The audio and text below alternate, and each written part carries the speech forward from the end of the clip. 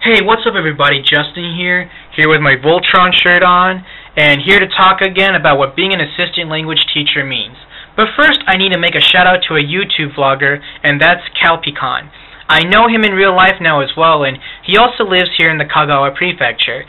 And actually, he's lived here in the Kagawa Prefecture for 20 years now, and he actually used to teach at the schools I now teach at, and he was one of the first ALTs here. And he has some interesting videos up of the city I live in and some other surrounding places, so be sure to check him out and subscribe to him if you enjoy his videos. Now on to the business of this particular video. But first, I have to once again say that I am speaking only for myself and my experiences only, and this won't apply to everyone's views or experiences of living and working in Japan, but of course this is the best way I can help you if you're interested in coming to Japan to do what I do. But if you got something to say, make a comment or make your own video. Okay? First thing I like to talk about, in relation to being ALT, is that you're going to be called Sensei, and I'm going to be, talk about what being a Sensei means. Now that I live here in Japan, I now see I do take the teaching position for granted, as do other Westerners. Some people seriously think that people become teachers because, they couldn't get better jobs or anything else like that. Oh, they don't make that much money. And it's not taken to the same level of respect as it is in Japan. And I want to talk about how highly regarded being a teacher in Japan truly is. In the Japanese sense, being a sensei is, of course, being a role model. But the term is not exclusive for teachers. Of course, being a role model, it applies to Western teachers as well, but I'm going to talk about how it extends that. But I also want to talk about how being referred to as a sensei is, of course, not exclusive for teachers, as I said. It's also used in other professions, such as you refer to your doctor or your lawyer as sensei. And even some successful manga artists are referred to as sensei, like Toriyama Sensei, Takahashi Sensei.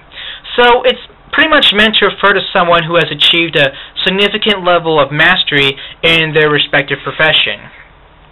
But whether some of you may like it or not, being a sensei in Japanese culture is a huge leap from what many Westerners are used to.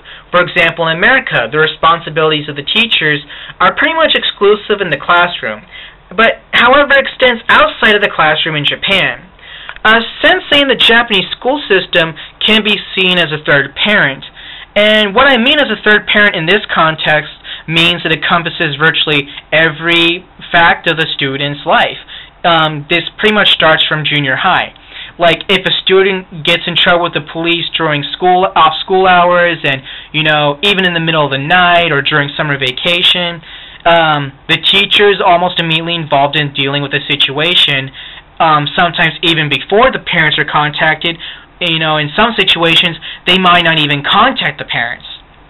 So this inclusion requires a teacher in Japan to conduct their own personal life in a way that is consistent with being highly regarded in Japan. And taking the notion of being a sensei as a third parent, and you got to consider the community's expectations, and you just gotta really think about that, be conscious of yourself while you're working here in Japan, because you could be the only person in your community, and even though they might know you, you're still regarded as a sensei, and you just can't make a douchebag of yourself. And as I said, ALTs are regarded as senseis, even though we don't go through the same intensive training and schooling as a real Japanese teacher, let alone being officially licensed teachers, in our own home countries. Well, I'm a licensed teacher back home in Arizona, but I'm a substitute teacher. And that's worse than being an actual teacher in America.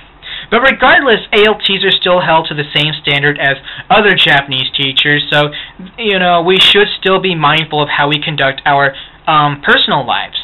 But anyway, ALTs don't legally have to do all that disciplining stuff or deal with the police if in the event, a student gets, in trouble outside of school. And you got to ask yourself, what does that have to do with teaching? Absolutely nothing. But it does have everything to do with being a sensei. Being a sensei is automatically viewed as being an elevated position, and therefore, you're regarded to a higher standard. a sensei ending up on the wrong side of the law is usually viewed as a more severe offender than the average Joe. The cultural importance of social restraint and outward appearance in Japan is so strong that the shame and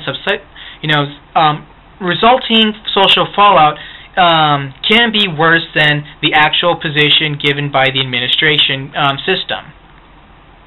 But what I am talking about is addressed in some J-dramas that focuses on the Japanese school system. The number one recommendation I have is Kinpachi Sensei. You can look it up on Veo.com, and it's a very accurate representation of the issues of Japanese education and the role of a teacher. Legally, this whole moral education system in Japan isn't really legally required. The issue is actually addressed in the GTO drama, but I'm not sure if that's how Japanese teachers in reality really feel about the situation. In Japan, they have this cultural concept called giri ninjo, meaning duty and obligation, and we have that duty and obligation to our students. And now that I've gotten that out of the way, I feel I need to address a few more things, especially for those who are serious about coming to Japan doing what I do. I want to talk about dress codes again. Yes, teachers in America do dress nice, but in Japan, it's dead serious. You wear proper professional business attire or Sunday best. You gotta wear a coat and tie for the most part. It has to do with, being how a sensei is highly regarded profession and, being in a position of authority. If you don't come in looking your best, it shows you have no respect for your job, your school, and pretty much you have no respect for Japanese culture as a whole. So keep that in mind. And last time I talked about the situations as an ALT could face, being the human tape recorder, being the full-time teacher, being the game maker, the internationalizer.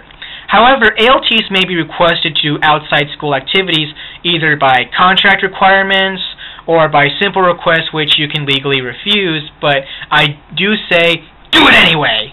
You may be asked to participate in field days, school festivals, PTA meetings, speech contest preparation or judging, and other school-related events or occasions for the Board of Education. Sometimes you might be told at the last minute because that happens here in Japan a lot and a bunch of people, complain about that. So be prepared to have sudden requests come up. But if you have something else to do and you're not contractually required to do something, I'm pretty sure the school will understand, but be open-minded and say you'll be willing to participate next time. So try to be very polite about how you'd appreciate it if you can be told sooner rather than the last minute. Yes, you are expected to abide by Japanese cultural standards, but remember, you are also to teach the Japanese about your culture as well and tell them in your culture it's preferred you make such requests as soon as possible. But saying you had another important thing to do, that'll be enough if you can't make it. But please don't be confrontational about that. The Japanese aren't like that. So it's best to be as polite as possible, say you're sorry and say you're willing to participate in other future activities and you appreciate it they tell you sooner. But if you can, I encourage you to participate in these activities. It'll improve your relationships with the other teachers and students, and your relationships will make your classes go a whole lot better. Building those relationships is the key to success here in the Japanese school system. Other things I do encourage you to do if you decide to become an ALT in the Japanese education system is to pretty much be involved with the students as much as possible. Like, participating in club activities. In one school, I go to the karate and judo clubs. At another school, they have a taekwondo club, which I thought was really interesting. In another school, I do naginata and kyudo. And it's a whole lot of fun participating in them.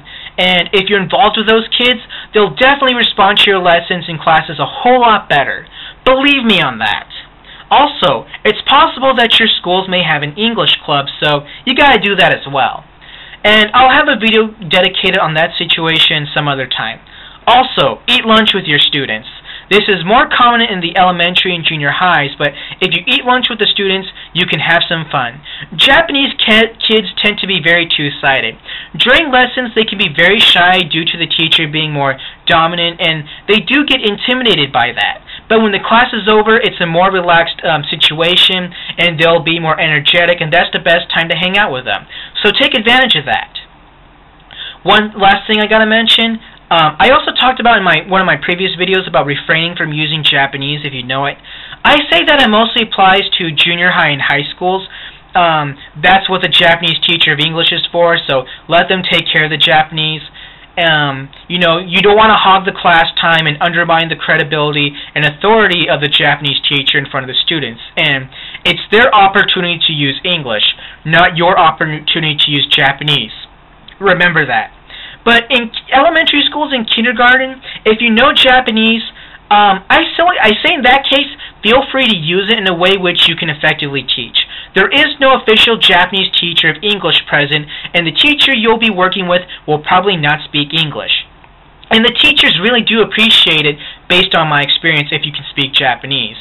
But with elementary schools and kindergartens, you just mostly do games and songs, and, just use the Japanese language to use directions, and everything will be fine. So, I hope you enjoyed this video.